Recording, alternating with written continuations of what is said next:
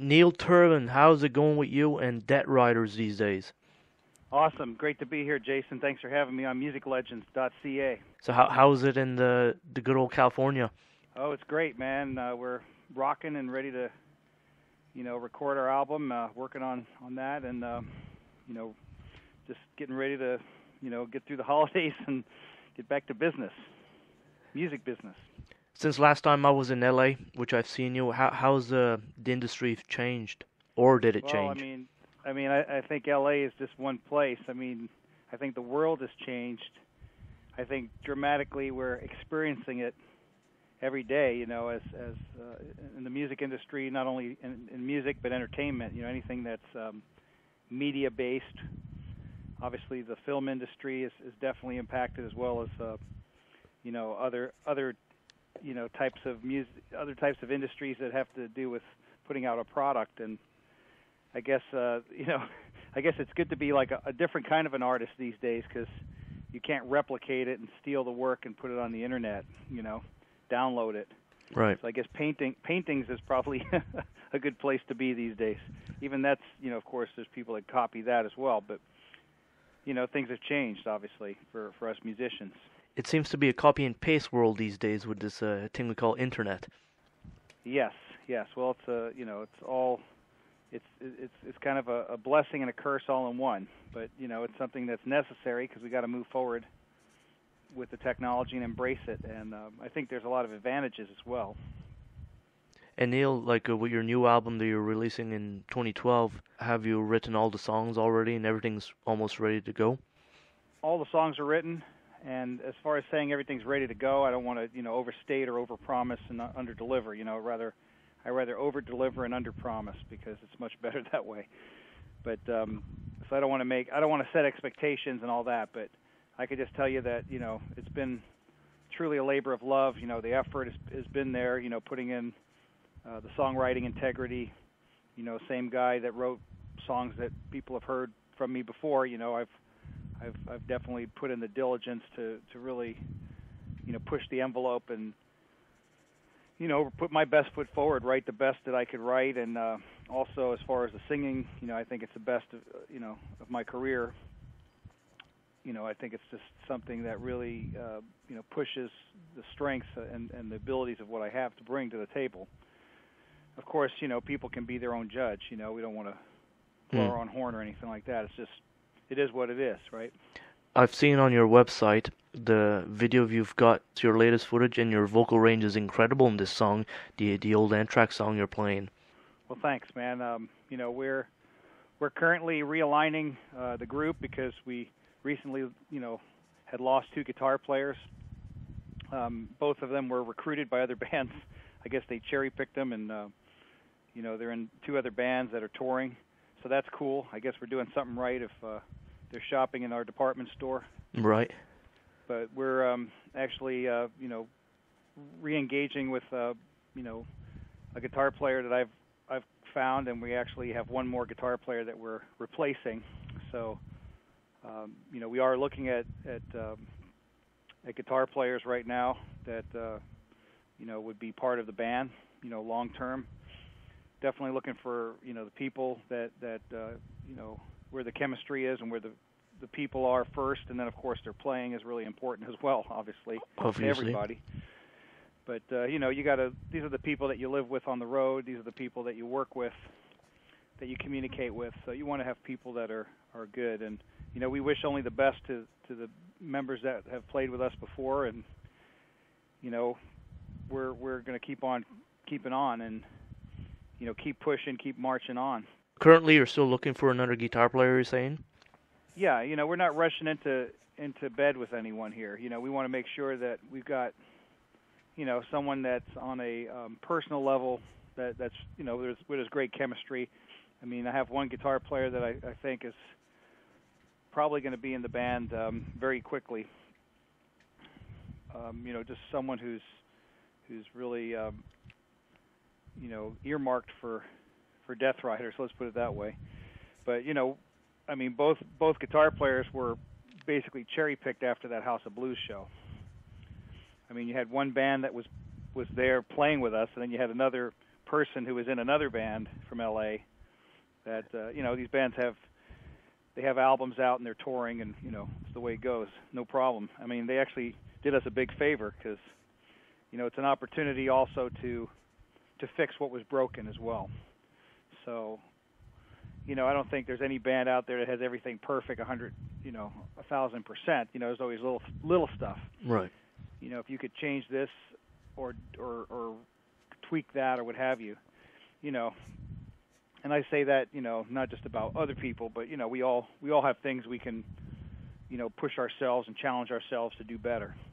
So I think, I admire something that a good friend of mine told me just this week about a drummer that he was playing with, and this drummer, is an amazing drummer. He plays with Tony McAlpine, and one of the best guys, in the universe, let alone the world, as far as drums go.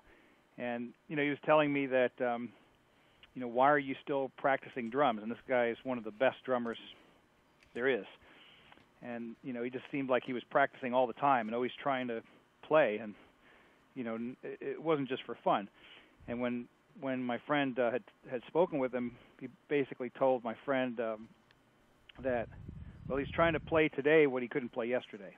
So that's really impressive to me. That's an inspiration to me, to keep pushing yourself, because some people think they know it all, they can do everything, they don't have to learn anything, or they don't have to kind of absorb new things. And I think that's always a great thing to do. So when I talk about making improvements, I mean having people that think that way, I think that's really a great thing to have.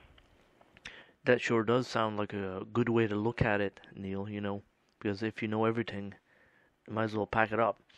Yep, there's a lot of know-it-alls out there I've come across. I sure don't know it all, but I'm definitely inspired to learn from people like that have an open mind and that are looking to progress, to the next challenge and the next opportunity. And Neil, like we've seen on Wikipedia, is the album still going to be titled "The Metal Beast is Alive"?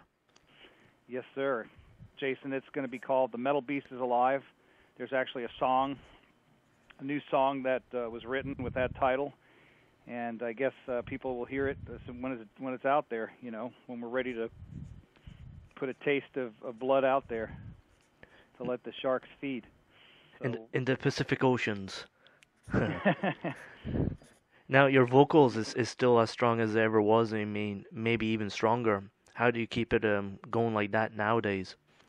Eating broken glass and drinking blood, and biting off heads of bats, and no, actually, it's just about knowing your instrument. I think that's really what it's about. I think having the know-how, the wherewithal to know what your parameters are, know what what you can do and how you can do it, and the voice is an interesting thing because with the guitar, with other instruments, with a keyboard, I mean, you can look at the instrument and see where the notes are.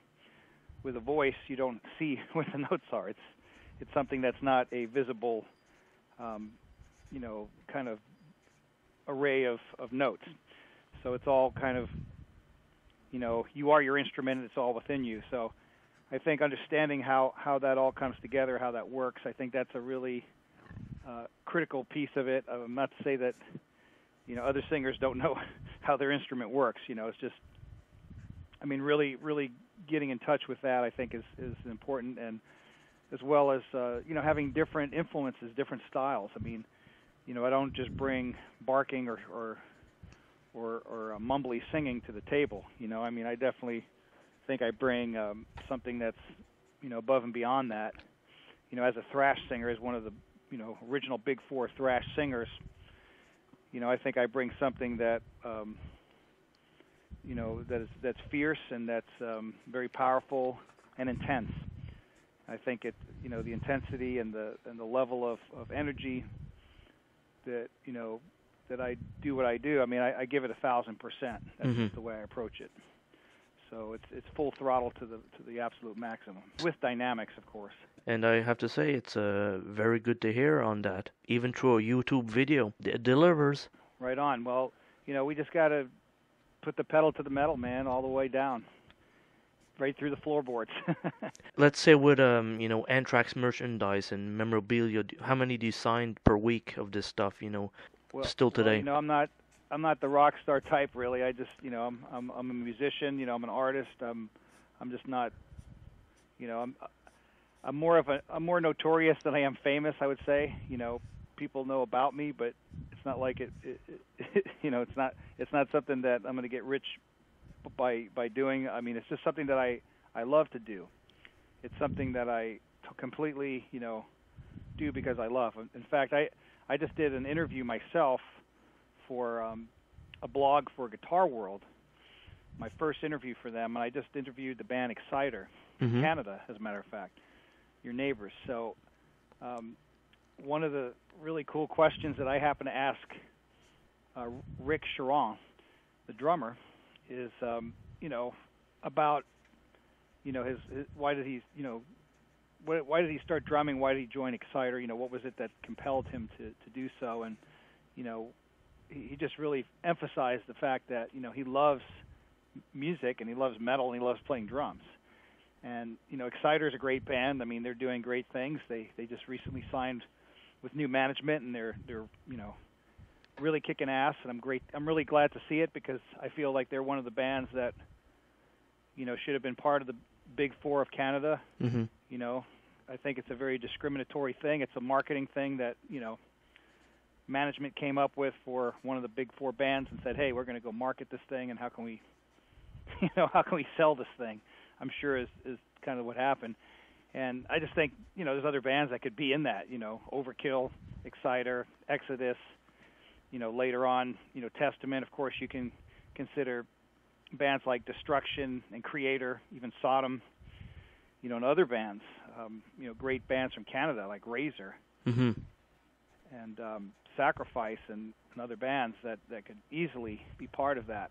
But I guess when you put rules around that and say, well, it's only these bands that sold this much or what have you, I mean, sure, we can create the rules as we go. But I mean, back to your question, not to drive off the road here, really it's all about the love of metal, and it's the passion of playing for the fans. And that's what it's all about for me. That's what I care about. And the rest of it is just, however many people want me to sign something, I guess. I don't really, I don't get requests all the time, but, I'm always happy to talk to fans, and always happy to, spend time with them, because I'm a fan. I love music. I love other bands too, And let's say in the music business itself now, do you do a lot more work than just being a singer of a band? How is your life in music, let's say? Well, I take on a lot of responsibilities. I mean, you wear many hats when you're an independent artist. So, yes, it's very involved on a lot of levels. I mean, there's, the never-ending business of music, which, is not only external, but it's also internal in the band. Just organizing, orchestrating the get-togethers, the rehearsals, the payments, right? The stuff is not free, right? And then also, booking shows, work coordinating interviews. I mean, just doing all the things. Obviously that's not the nuts and bolts. I mean, you have writing songs, you have recording the music as well, and working through all that process. I mean, there's just so much to it. It's quite a lot to take on for one person. So, I feel that the guys that I'm working with, are more team players, and I think that's really important. I think, some people, they just crave attention. They want to be in the spotlight and all that, and, that's cool. It's just not very important to me. I mean, I really feel that it's more fun to be part of a great band and, do great things as a team. And, I don't need my picture taken with Robert Plant or, Paul Rodgers, although I've met Paul Rodgers, and that was really cool. I was, really honored to meet him. But what I'm saying is I don't really, I don't need to, take my picture with Pete Townsend and, I mean, you get the picture. Oh, I totally understand. I mean, I've met some great people that I really admire. I mean, especially singers like Dio and got to know Dio a little bit. You know, Paul Rogers, Glenn Hughes, I was friends with for a while. So, I mean, I think it's really interesting to know about people and how they operate and what their, you know, thinking process is, if you could get that close. But those are the things that are more interesting to me than, you know, having my picture taken with a celebrity. But I think it's really cool to know these folks, and there's some really nice people out there that are very nurturing or very beneficial. So those are the people I like to meet and hope to spend time with, you know, as far as the music business, because there's a lot of the other kind of people that are not in that capacity. Neil, talking about the Big Four here, have you happened to hear the new Metallica and Lou Reed album yet? No, I actually, you know, I like Metallica back when they were really a true thrash band, and that would be early on. And I remember, you know, playing the shows that I played with them, and, you know, probably Ride the Lightning, and you know, right around that time frame, the album before, the album after, you know, that's the time frame that I really appreciated. Metallica, you know, their first release. I had their demo tape. Someone stole it from me. Wow. That Lars gave me, and you know, I guess, you know, I'm just kind of in a capacity where, you know, I really liked Metallica, but I didn't try to, you know, copycat them. You know, it wasn't in my interest because I had my own idea about what I wanted to sound like. But I think they're great, and you know, obviously they're huger than, you know, they're as big as, if not bigger than Iron Maiden. You know, just one of the absolute hugest bands in metal. Yeah, but you know, I respect what they do. Mm-hmm. But I'm not trying to be Metallica. I'm not trying to be, you know, these other people. I think, you know, I have my own direction as far as what, you know, what I aspire to. Ray Gillen, I wouldn't mind being more like him. I mean, that's quite a singer, you know. Right. People like that I admire. You know, there's just so many great musicians out there these days, great bands across, you know, all over the world. Even death metal bands, you know, I don't really care for the singer style, you know, but I really respect bands like Amon Amarth, even bands like Ensiferum that I've played with over in Europe. And, you know, there's other great, amazing bands out there. I could, you know, make a... So, Neil, let's say for your next recording that you're doing, like for the Metal Beast is Alive, how's the recording process going to go? It's going well. We're working with Joe Floyd at Silver Cloud Recording Studios. He's right here in Redondo Beach near me. I've got my own studio as well. But, you know, we're doing the work with Joe, and he's, you know, got the know-how and the experience and the track record. You know, he's done great records like Resurrection for Halford and, you know, Chemical Wedding for Bruce Dickinson and plenty of other good stuff, you know, but that's a good representation that people can relate to in the vein of music style. Mm-hmm. So, I mean, he's just an amazing guy. You know, he just understands frequencies. He knows how to manage those frequencies, how to manage the tracks, you know. So when I come to him with 40 tracks of vocals on one song, he knows what to do with them. It's like, you know, a lot of stuff there. But he's able to pare it down, and, you know, that's what you really need, is someone who sees things, you know, and can bring it all together and kind of work in that capacity. You know, like I said, it's hard to do all the things and wear all the hats, you know. So I understand the songs, I understand, you know, what I'm going for. But, you know, working with someone like Joe, he's just, you know, he's done lots of albums. He worked on the recent Riot album. He did some of the live tracks that they have on their, I believe on their Japanese release, or, you know, some of the versions that are out there. So he did that, and he also did some vocal recording as well for the album. So, I mean, Riot's another great band, one of my favorite bands of all time. You know, bands like Riot and Accept. You know, I love those bands. So I was very into those bands and Motorhead and Saxon before bands like Metallica came along, which I think, you know, Metallica is really cool. But you know, I think a lot of people, you know, jump on too many bandwagons and they try to replicate, you know, their favorite bands, and that's cool. But I think, you know, it's important to be yourself. You know, at some point you got to say, well, let's draw the line. You know, and I think it's awesome that, I have the opportunity to work with Joe. I actually sang with Joe and his band Warrior last year at a birthday party in Beverly Hills. So it was pretty cool because some other people were there playing as well. I actually played a song with Joey Vera from Armored Saint. Ray Alder was there. He sang a song or two, and the guys from DC4. So we had a lot of fun. And then I played a few of the songs with Warrior, Fighting for the Earth, and Mind Over Matter. So it was really fun, and being able to work with people that you're familiar with, that you're friendly with, and that you have a rapport with, that there's a good chemistry. I think that's really important, and Joe is just an awesome person. Say, how many gigs you got left in 2011? Well, we had to pull the emergency brake on the shows that happened after our guitar players left. We did try to get a fill-in for the show, but it didn't make sense to to throw the cart before the horse. We got to get the horse back on the tracks, get the train back on the tracks, in full throttle. And before you come up to full throttle, you got to have it, going the right way. So that's more important. And of course, this album is really important. So I've never ever canceled a show before, but I had to do it. What can I say? It sucked, and it hurt me to have to do that, but it hurt me to let people down, to let fans down. But what are you going to do? I mean, it couldn't happen. Right. So we had and we have a show that we're supposed to do, Toys for Tots. We really wanted to do that. The Black Castle, that we were going to play with some other really cool bands.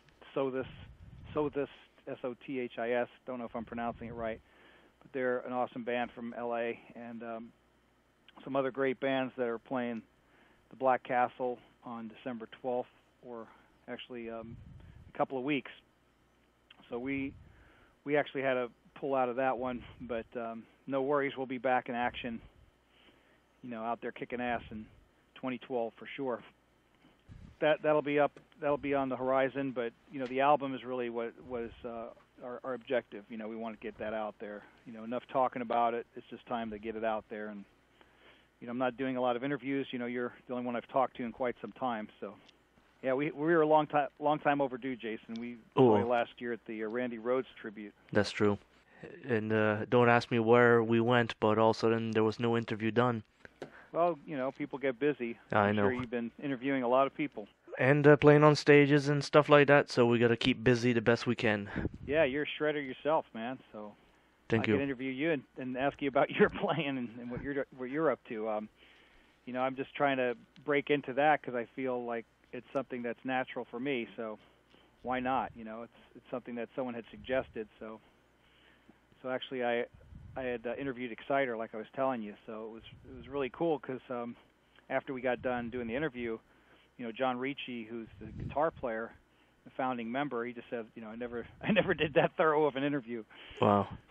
Because we were talking like we were peers, not like I was, trying to ask him the boring interview questions that sometimes you hear over and over again.